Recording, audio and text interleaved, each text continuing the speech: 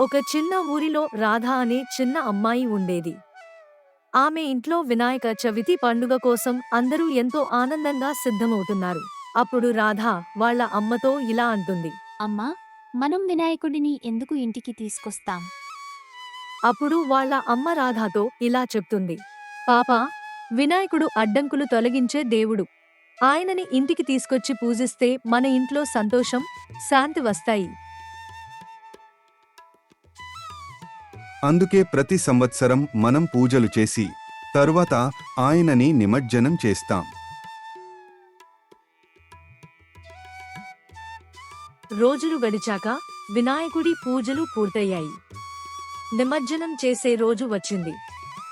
నాన్న, వినాయకుడిని నీటిలో ఎందుకు వదులుతాం? అది ఒక పెద్ద అర్థం ఉన్న పద్ధతి పాప. మనం ఆయనని మట్టితో తయారు చేస్తాం కదా.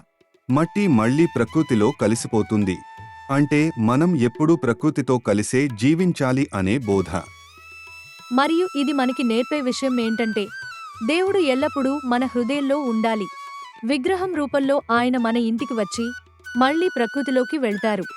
అంతా కలిసి నదీ తీరానికి వెళ్లారు. అక్కడ పిల్లలు, పెద్దలు అందరూ తమ వినాయక విగ్రహాలను ఆనందంగా నిమజ్జనం చేస్తున్నారు.